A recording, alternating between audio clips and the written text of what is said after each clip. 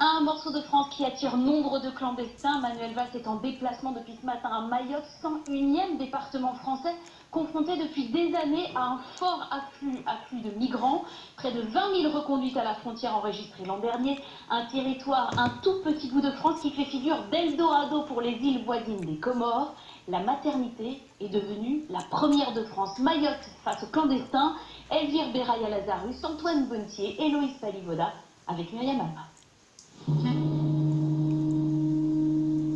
C'est un petit coin de paradis au milieu de l'océan Indien sur l'île de Mayotte, 101e département français. Tout au nord se trouve la commune de M'Samboro et son jeune maire, Aruna Kolo. Ça va, maman? À l'aéroport? Ça va? Dans sa commune, on recense officiellement 8000 habitants, un chiffre nettement sous-estimé selon lui, car tous les jours, des clandestins arrivent sur des barques qu'on appelle des kwassa-kwassa. Un kwassa-kwassa, c'est ces barques-là, vous voyez les barques qui sont là, c'est exactement ça.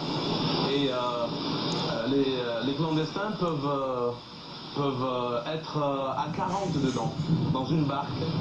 Ils arrivent les soirs surtout. Les soirs, ils arrivent d'un peu partout, ils arrivent sur les plages, que ce soit ici ou juste à côté. Des arrivées comme celle-ci, en février dernier, cette fois en plein jour. À bord de l'embarcation... Les soirs, ils arrivent d'un peu partout, ils arrivent sur les plages, que ce soit ici ou juste à côté. Des arrivées comme celle-ci, en février dernier, cette fois en plein jour. À bord de l'embarcation, une trentaine de personnes, dont des enfants. La traversée leur a coûté plusieurs centaines d'euros. Un voyage parfois au péril de leur vie. Les autorités françaises repêchent régulièrement des corps de migrants qui ont tenté d'atteindre ce bout de France au large du continent africain. Situé entre le Mozambique et Madagascar, ce territoire 20 fois plus petit que la Corse fait figure d'Eldorado. Dans les îles voisines des Comores, la moitié de la population vit sous le seuil de pauvreté. Seuls 70 km séparent Anjouan de Mayotte, un trajet emprunté chaque année par des milliers de clandestins qui débarquent tout au nord de l'île, dans la commune d'Aruna Kolo. C'est le sentier qui vient de la plage du Préfet en bas. Ils arrivent, des fois ils sont épuisés, il y en a qui se reposent en chemin là. Puis il y en a qui arrivent quand même à monter jusqu'ici. Et après, ils reprennent tout de suite la route nationale, ils marchent et ils arrêtent les voitures qui arrivent. C'est pas moins de 30 personnes en tout cas, par jour. 900 personnes par mois, malgré les patrouilles de la police aux frontières, malgré ce radar censé repérer les embarcations.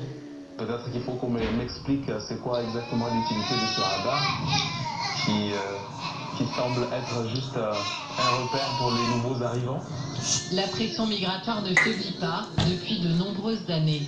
Sur cette île qui compte officiellement 210 000 habitants, on estime qu'il y a 80 000 clandestins. Des migrants attirés par une économie plus prospère, mais aussi par le système de santé. La maternité de Mamoudzou, chef-lieu de Mayotte, est ainsi devenue la première maternité de France. L'endroit où l'on enregistre le plus de naissances. Hélène, sage-femme, On va commencer par faire un pipi dans un pot. travaille sur l'île depuis 8 ans. Chaque jour, c'est l'affluence. Il faut trouver de la place. Sinon, elle est obligée de patienter là. Parce qu'il n'y a pas de... Voilà, c'est complet là-bas. Entre 60 et 70% des patientes qui arrivent ici sont d'origine étrangère et viennent en majorité des Comores. Elles arrivent en fin de grossesse, elles n'ont pas fait, il y en a beaucoup qui ont fait zéro suivi en enfant parce que c'est payant, c'est cher, et elles arrivent d'emblée pour accoucher, donc elles font une consultation de suivi de grossesse, après elles arrivent directement à l'hôpital pour le 9e mois, et après on va faire le monito et elles arrivent, elles accouchent. Dans cette maternité classée niveau 3 pour son équipement de pointe, le personnel est débordé. Le mois dernier, on a encore franchi un record de naissance. Il y a eu 600 accouchements au mois de mai, là. Je crois que même nous, on n'a pas vu ça depuis bien longtemps. C'est plus de 600 accouchements. Non, il y a beaucoup de travail. Et puis surtout, elles viennent tard et elles ont des pathologies qu'on voit jamais. qui sont juste décrites dans les bouquins. Donc on voit des choses qui sont toujours poussées à l'extrême parce qu'elles viennent toujours très très tard consulter. Une sage-femme qui arrive de France, elle a du coup quand elle voit la personne qui peut aller à Ah oui, ça par contre, oui. Complètement même. À Mayotte, les mineurs et les femmes enceintes qui n'ont pas de moyens financiers sont prises en charge gratuitement. Anne-Sophie, sage-femme elle aussi, va rendre visite à une Comorienne sans papier qui est sur le point d'accoucher. L'hôpital, c'est bien. C'est pas comme là-bas où on traite bien les gens. Il y a les soins qu'on peut avoir. Je me suis dit quand je vais avoir un enfant, je ne voulais pas le voir là-bas. Je voulais le voir ici, ou métropole, n'importe où. Je ne voulais pas le voir là-bas. Naslati est arrivée il y a 1 an de l'île d'Anjouan, par bateau, en kwassa, comme tous les migrants. Ça fait peur. C'est dangereux, mais parfois on n'a pas le choix. Parfois il y a le moteur qui s'éteint, on avait peur de... Comme je ne sais pas nager aussi. C'était la nuit aussi, j'imagine. C'était la nuit. Il y avait 2 femmes qui avaient des petits enfants de 3 mois, 4 mois, qui étaient très malades. Comme il n'y avait pas de soins là-bas, ils voulaient les ramener ici pour les ramener à l'hôpital. Le père du bébé de Naslati est français. Son enfant aura donc automatiquement la nationalité française. Il sera l'un des 7000 bébés qui naissent ici chaque année. Une situation difficile à gérer pour le chef de service et les habitantes de Mayotte. Elles ont l'impression que leur hôpital ne leur appartient plus. Elles ont l'impression qu'elles ne peuvent plus accéder au système de santé ici, puisque ce système de santé est embolisé par d'autres personnes. Voilà. Nous, en tant que médecins, nous n'avons pas à faire un distinguo. Nous sommes là pour soigner tout le monde, mais la situation devient tendue, et on le sent. Une situation de plus en plus tendue face à cette pression migratoire qui se ressent dans toute l'île. Beaucoup de clandestins s'entassent dans ce bidonville, situé sur les hauteurs de Kaweni, l'un des plus grands bidonvilles de France. Aurélie est présidente d'une association humanitaire qui s'occupe des mineurs en situation de grande précarité. Des enfants des rues, livrés à eux-mêmes. Voilà, donc là c'est le lieu d'habitation d'un jeune, voilà, qui nous a montré, donc c'est là qu'il dort. Voilà, vous voyez l'état. Il a quel âge? Il a une dizaine d'années. On compterait 3000 mineurs isolés à Mayotte. Des enfants envoyés seuls dans les bateaux par leurs parents ou d'autres dont la famille a été expulsée. Fardi, 14 ans, se débrouille comme il peut. Il n'a jamais été à l'école. Le matin, je me lève, je traîne avec mes amis, on fait un tour et on cherche de quoi manger s'il le faut. Des jeunes qui, pour survivre, peuvent tomber dans la délinquance. Ces jeunes fouillent dans les poubelles pour survivre. Et petit à petit, ils s'organisent en fait en bande et ils commettent des actes d'incivilité, puis de délinquance, puis d'atteinte à la personne. À Mayotte, la délinquance a augmenté de 7% en 2014. Pour tenter d'enrayer la situation, Aurélie se bat pour scolariser ses enfants. Bonjour. Bonjour. Ça va, Yershad? Ça va? Un bénévole de l'association lui signale le cas de cette fillette de 10 ans. À la mosquée là. D'accord. Elle dit pourquoi tu n'as pas allé à l'école. Elle dit qu'elle n'est jamais allée à l'école ici à Mayotte. Mais un jour. Au cas de une zone. Il était au collège en juin. D'accord. Parce qu'il arrive ici, n'a pas. Et ses parents sont où? Et son parents sont en juin. C'est sa tante qui s'occupe d'elle. Elle l'a prise avec elle il y a 2 ans pour faire la traversée en kwassa d'Anjouan jusqu'à Mayotte. Depuis, la petite ne va plus à l'école.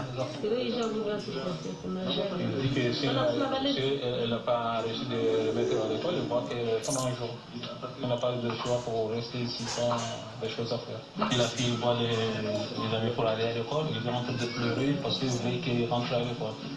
Aurélie va les aider pour les démarches. Il faut récupérer les actes de naissance des enfants et souvent imposer leur inscription. En France, la scolarisation est obligatoire jusqu'à l'âge de 16 ans, mais les écoles de Mayotte sont débordées par l'afflux de migrants. En 10 ans, les effectifs scolaires ont augmenté de 45%. Malgré les reconduites à la frontière, le bidonville ne cesse de s'étendre. Jafar a déjà été expulsé 2 fois. À chaque fois, il a repris le bateau, repayé son passage. Il vient de construire cette maison de tôle. Il vivote en travaillant dans une boucherie. Je travaille que le vendredi, au noir bien sûr, et je ne suis jamais payé la même chose. Parfois 100 €, parfois 50, parfois 20, ça dépend de l'activité. Une main-d'œuvre peu chère qui entretient un marché parallèle. Beaucoup de Mahorais et de métropolitains emploient ces gens qui sont sans papier à des tarifs défiant toute concurrence, voire ils ne les payent pas du tout, ils les dénoncent à la PAF au lieu de les payer. Et voilà, ils alimentent toute cette économie souterraine. Malgré l'extrême précarité de ses habitants, l'utopie persiste. Dans les Comores ou sur le continent africain, on continue à rêver à Mayotte, l'Eldorado. Pour vérification d'identité. L'homme à la jambe fracturée est conduit directement à l'hôpital. Alertés, les habitants se sont précipités pour voir s'il n'y aurait pas parmi eux un de leurs proches.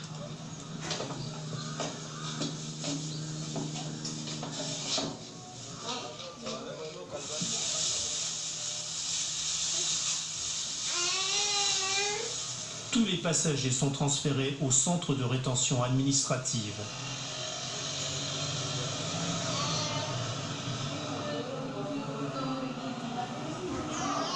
À Mayotte, les règles ne sont pas les mêmes qu'en métropole, en matière de droit des étrangers. C'est le préfet qui délivre les arrêtés d'expulsion. C'est un centre atypique. On pourrait plutôt l'appeler un centre de régulation, puisque les gens restent en moyenne une journée et demie.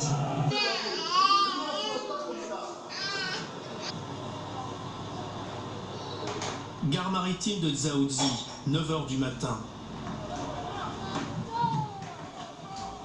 Les clandestins sont reconduits à Anjouan, aux Comores, sur un navire de ligne. En 2009, près de 18 000 Comoriens ont été expulsés de Mayotte par bateau ou avion. Ce sont les autorités françaises qui règlent la facture. Une centaine d'euros par passager.